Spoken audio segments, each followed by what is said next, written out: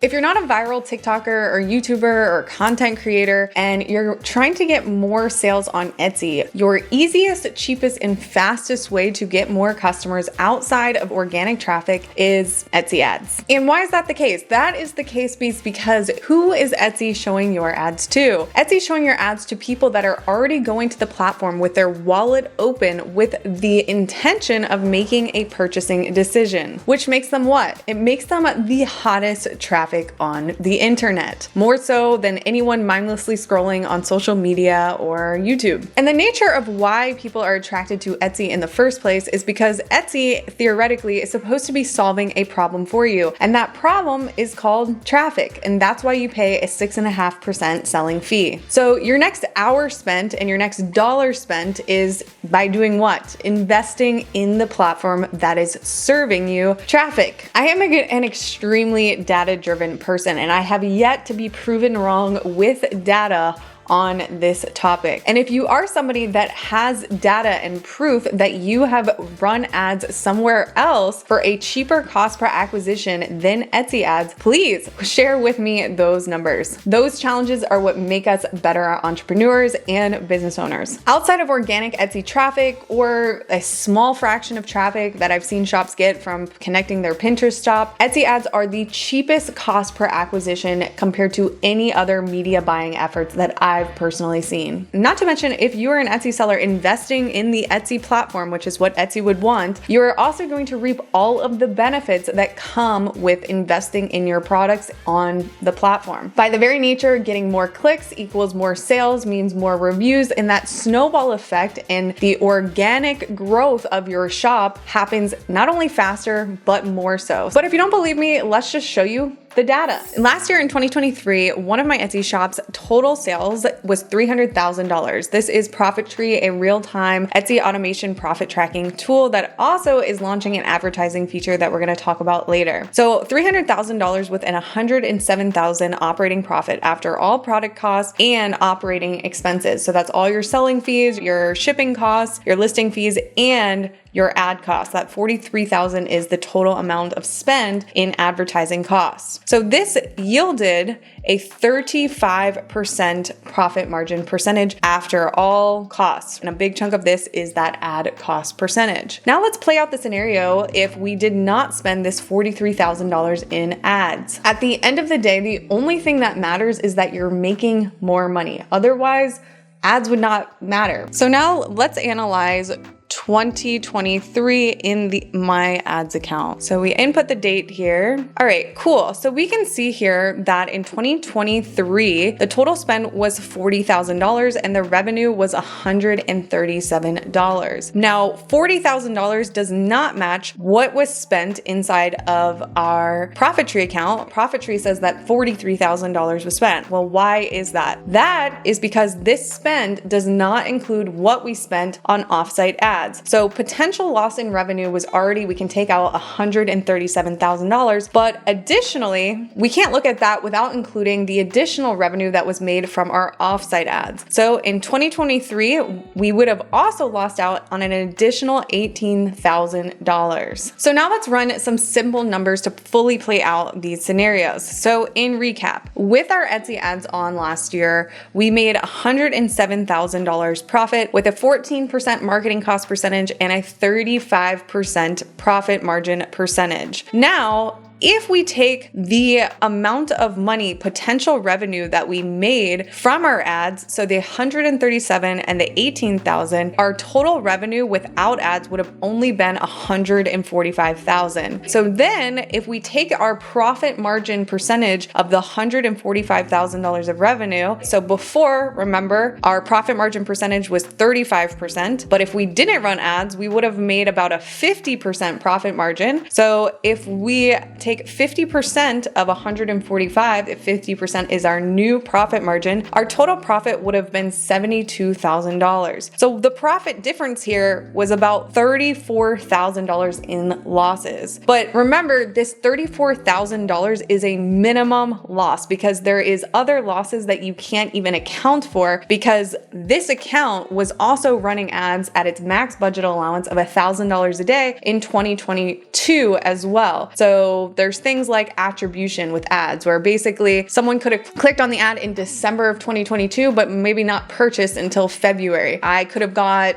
a review from an ad in 2022 that was a 5-star review, and that review is what made the organic people buy in 2023. There's this whole snowball effect of unattributed losses that also would have come from running the ads in the previous year. So when people say that ads don't contribute to your organic growth, we obviously know that we would have made $34,000 less of profit, but not getting the product in the hands as many people as buyers, there's an unattributed additional loss there as well. So in reality, it probably would have been close to $40,000 or even $50,000 in potential profit loss. This is $34,000 that I take home in my pocket, not revenue. So when people talk about only focusing on organic traffic or organic sales in Etsy, it's really because they truly aren't a top seller or don't aspire to be a top seller, which is not a bad thing. It's your business. You're allowed to do whatever you want. But if you look at any of the top sellers, Caitlin Minimalist, if you talk to any of the real 1% coaches, whether it's Steven from Hello Custom, who used to own Made by Artly, Vlad from Tag Pup, all of these top sellers are going to tell you the same thing, and they understand that ads contribute to your shop on the highest level, and it also allows you to play this game of Etsy the way that Etsy wants you to play the game. So before we reveal this ad strategy, let me just preference this with a few of these major notes. One, who are ads for? Ads, in theory, are for every Etsy seller who wants to scale their business. And your goal as an Etsy seller is to build a product line that makes sense with ads on. At the end of the day,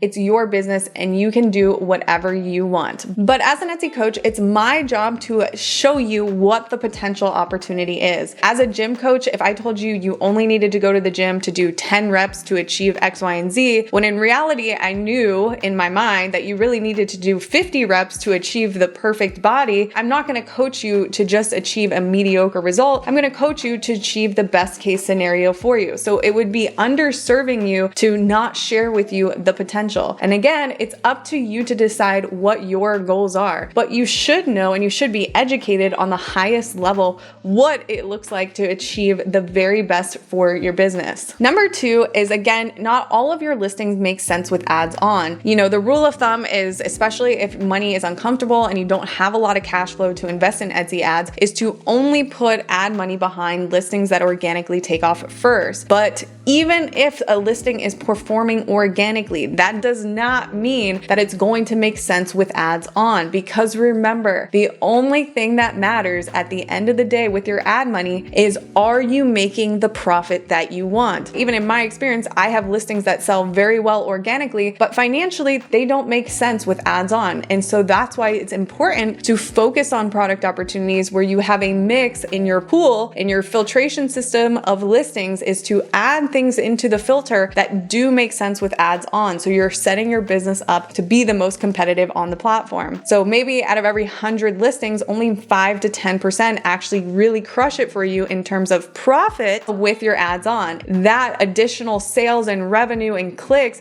is going to contribute to your shops being the most competitive that it can be. And number 3, the only thing that matters when it comes to investing in your listings in Etsy ads is not your cost per click. It's not your bid amount. It's not amount of clicks or views and impressions or ROAS. Those things are important, but the only thing that truly matters is, does the listing make you the amount of money that you want, the amount of profit after your ad spend? And how do we ensuring that every dollar that we give to Etsy ads is only going to the listings that are yielding us the greatest return, aka profit, that we want to see? So with all that being said, let's go into the strategy. Now, the strategy I'm going to be showing you today is actually not even something possible to calculate by yourself. You can't actually isolate the metrics that I'm showing you today because Etsy does not give them to you. And even the way that I was teaching Etsy ads in the past was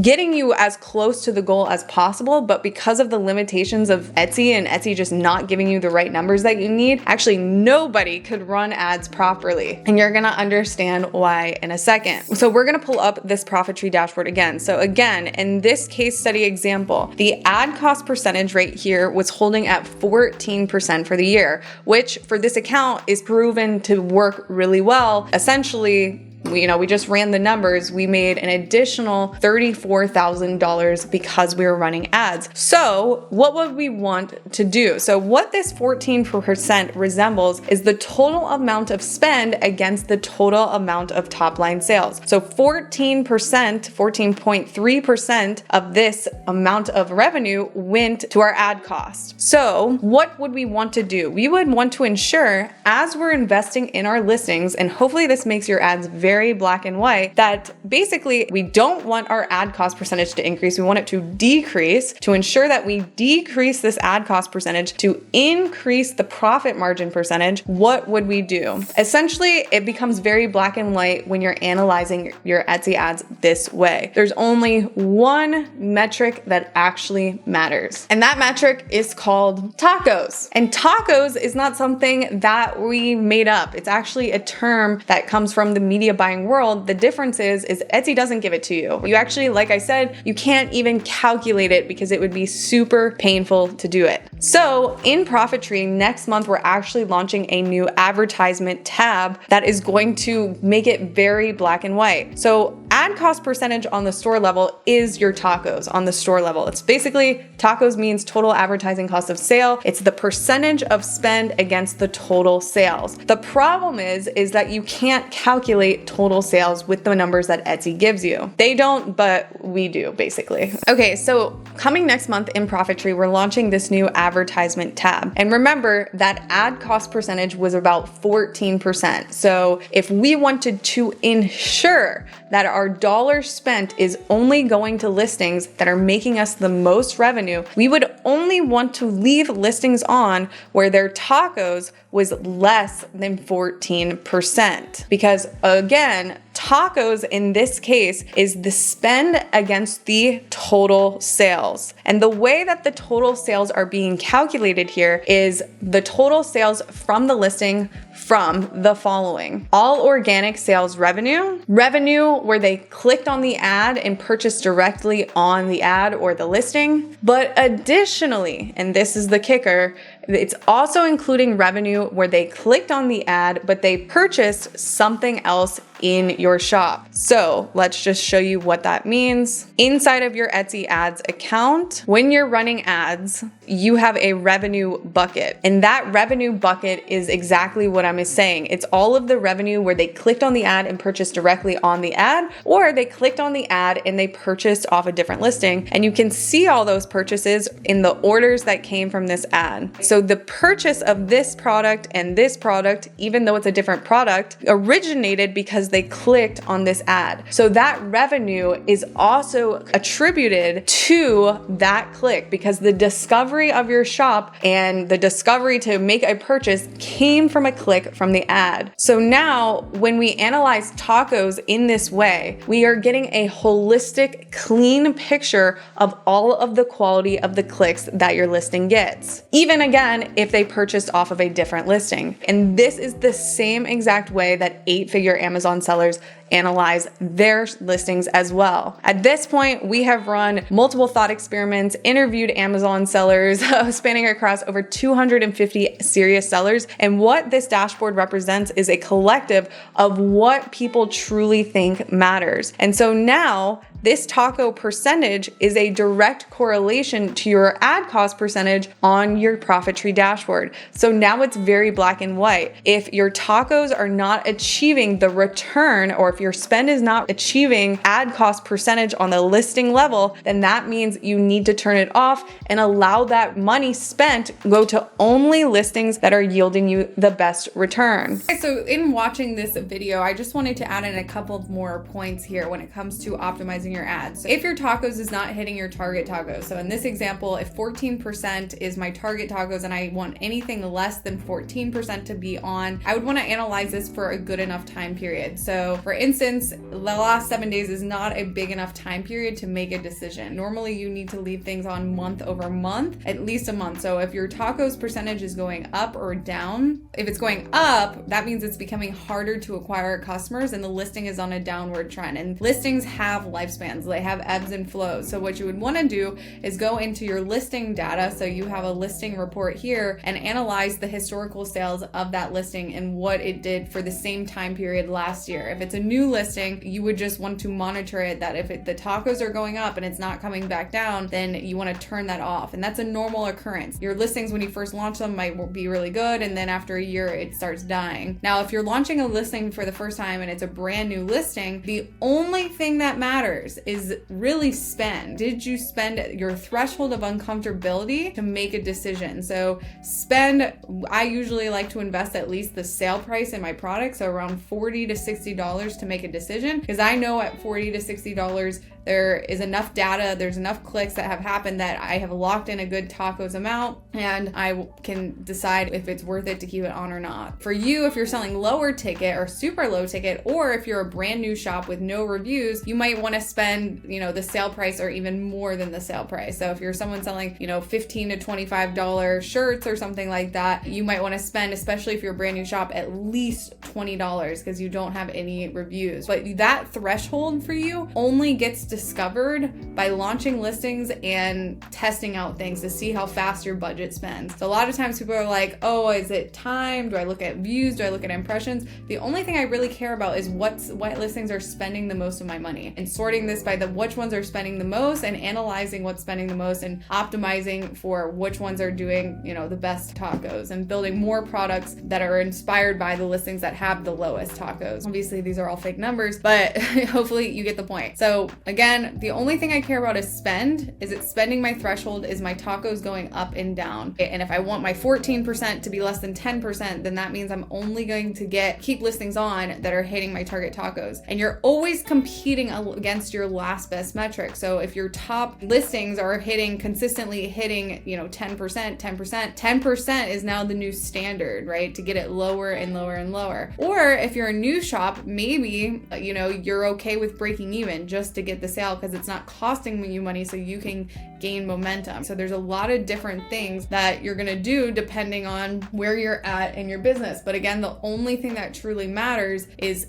am I clearing the profit that I want after the spend amount? Now, the reason that ROAS is here. This ROAS here is the same ROAS that lives in your Etsy ad account. ROAS is something that is interesting to look at. And next to it, we also have something called your break-even point. But why do we have ROAS here if tacos really is the only thing that matters? We included ROAS here, and we're actually curious on your feedback here, because in these thought experiments, we have a feeling that there's going to be people that still like looking at ROAS. But the problem with looking at only ROAS is that sometimes you can look at a ROAS and it's bad and it makes it look like your listing is not performing well. But then when you look at the tacos, it actually is doing really, really good. Like the numbers actually make sense, because if a listing is performing well organically and the tacos is good, even though the return on ad spend looks bad, you historically don't want to turn off the ad revenue that's contributing to you getting more clicks, more add to carts, and more purchases. So sometimes your ROAS can look really bad, but your tacos still make sense, and you definitely would not want to kill the momentum, because overall the quality of the clicks that listing is attracting is still healthy when you look at your tacos. But for the people that don't want to think about it in that way and they want to look at ROAS instead, we do have ROAS here, and we also have your break-even ROAS point. Your break-even ROAS point is at what ROAS do you need to make in order to break even on the ad level. And so your break-even ROAS is calculated by taking 1 divided by your net profit percentage before marketing, which means in order for your break-even ROAS to calculate properly, you need to make sure that you add in all of your product costs. So you can click on this little icon here, and this will basically bring you to a product cost uploader where you can then add in your product costs on all your unique variation options so that your break-even ROAS is being calculated correctly. So now you can compare